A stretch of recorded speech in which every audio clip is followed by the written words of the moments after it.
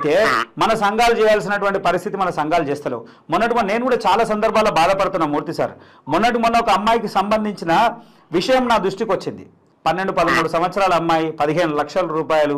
నేనేం చేయగలుగుతాను అనేటువంటి బాధ నాకు కలిగింది. కానీ ఒక ప్రయత్నం చేద్దాం అనుకున్నా. ఒక ప్రయత్నం ఏంది, మీరందరూ ఉన్నారనే ధైర్యం. నేను ఫేస్బుక్లో 5,000 మంది 10,000 మంది ఉన్నారు. వాట్సాప్లో నా దగ్గర సుమారు 13,000 14,000 మంది గ్రూపులు, 650 గ్రూపులు ఉన్నాయి. 1,300 మంది ఉన్నారు. నేను అనుకున్నా ఇంతమంది నాకు ఉన్నారు, వీళ్ళందరితోని మనం అవకాశం ఉన్నంత వరకు ఏదో ఒక ప్రయత్నం చేద్దాం అనే ఆలోచనతో కొంత అమ్మాయికి సంబంధించినటువంటి ఫొటోస్ అవి ఇవన్నీ సేకరించి ఇచ్చేసినప్పుడు నిజంగా కూడా మన కమ్యూనిటీలో ఉన్నటువంటి చాలామంది వారం, ఒక పెద్ద కాదు సార్, వారం రోజుల్లో 1.5 lakh 1,40,000 చిల్లర ఏదైతే ఉందో అమ్మాయికి సంబంధించిన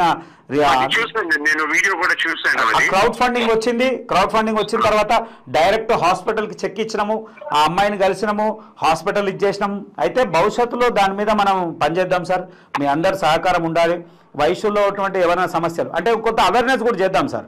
ఇట్లా కేంద్ర ప్రభుత్వం ఏమైందంటే ప్రేమ్ గాంధీ గారు ఒక చిన్న ఎగ్జాంపుల్ ఇదే, వీళ్ళకి నేను ఆంధ్రప్రదేశ్ ఒక క్లబ్ పెద్ద ఆయనకి ఫోన్ చేసి మన వయసులు ఇట్లా హాస్పిటల్లో ఉన్నారు, మెడికల్ కి ఏదన్నా ఇవ్వండి అంటే తెలంగాణ అయితే మేము చేయమన్నారు. అయితే తెలంగాణ ఆ క్లబ్ పెద్ద ఆయనకి ఫోన్ చేశాను, మిత్రమా ఆంధ్ర వయసులు ఇక్కడ ఉన్నారు, కొంచెం నిమ్స్ హాస్పిటల్లో ఉన్నారు, మేము కొంచెం సపోర్ట్ చేసాము, మాకు మీ సపోర్ట్ కావాలి అని చెప్పేసానంటే ఇది తెలంగాణ కిందకి వస్తుంది, వాళ్ళు ఆంధ్ర అని.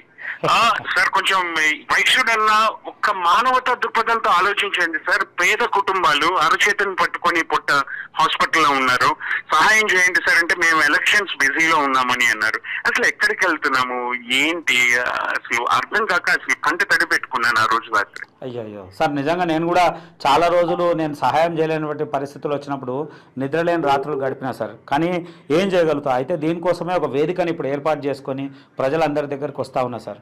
మొన్నటికి మొన్న నిజంగా భిక్షాంతి తప్పకుండా సార్, తప్పకుండా సార్. నేను మొన్న ఈ అమ్మాయి గురించి పెట్టినప్పుడు బాధపడ్డా. నేను కొన్నిసార్లు బాధపడ్డా ఒకటే అనుకున్నా, నా లక్ష్యం నెరవేరిందని కాదు, ఆ కుటుంబానికి ఎంత సహాయం చేయగలుగుతాం చేద్దాం మనం. అంతకుమించి మనం ఏం చేయలేం. 15 లక్షల రూపాయలు వస్తాయా, 1,00,000 రూపాయలు వస్తాయా, 2 లక్షలు, కానీ నిజంగా స్పందించి వారం రోజుల లోపల ఎంతో కొంత మెడిసిన్స్కో లేదా కుటుంబానికి కొంత సరిపోయేటువంటి అవకాశం మనం చేస్తాం చూడు. కొంత మనస్ఫూర్తిగా మన ఈ సోషల్ మీడియా ద్వారా, యూట్యూబ్ ద్వారా ఎవరెవరైతే దాతలు, హరిణి అనేటువంటి అమ్మాయికి సహాయం చేసినటువంటి ప్రతి ఒక్క దాతలకి మనస్ఫూర్తిగా ధన్యవాదాలు.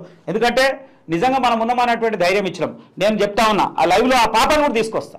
కొంచెం ఆరోగ్యం ఇదైన తర్వాత ఆ పాప లైవ్కి వస్తుంది, లైవ్లో మాట్లాడుతుంది. మీ అందరూ ఎవరెవరైతే ఆ అమ్మాయికి సహాయం చేసిర్రో డోనర్లందరికీ మనస్ఫూర్తి ఆమెనే ధన్యవాదాలు, థ్యాంక్స్ చెప్పేటువంటి రోజులు వస్తాయి. ఆ కుటుంబం అందరినీ కూడా ముందర నిలబెట్టి ఆదర్శంగా ఇంకో 10 మందికి చేసేటువంటి ప్రయత్నం చేద్దాం సార్. తర్వాత ప్రతి అంశాన్ని, వయసుల్లో జరుగుతున్నటువంటి ప్రతి అంశాన్ని అనుక్షణం మీకు అందించేటువంటి ప్రయత్నం తప్పకుండా ఆర్యవైశ్య చైతన్య పోరాట సమితి చేస్తూనే ఉంది. మన సామాజిక వర్గంలో జరిగేటువంటి ప్రతి అంశాన్ని మీ వరకు చేరవేసే ప్రయత్నం మేము చేస్తాం. తర్వాత ఈ వీడియోని కూడా అందరికీ షేర్ చేయండి. అందరికీ షేర్ చేసినప్పుడు వారు నిజంగా వాళ్ళకి ఏదైనా సమస్య ఉంటే స్పందించేటువంటి అవకాశం ఉంటుంది. ఎవరైనా మీరు ఫోన్ చేయాలనుకుంటే 9393202615 ఈ నెంబర్ కూడా మీకు కింద స్క్రోలింగ్లో వస్తూ ఉంది. దయచేసి ఆ నెంబర్కి మాకు కాల్ చేయండి, మీ సమస్య మీద స్పందిస్తాం.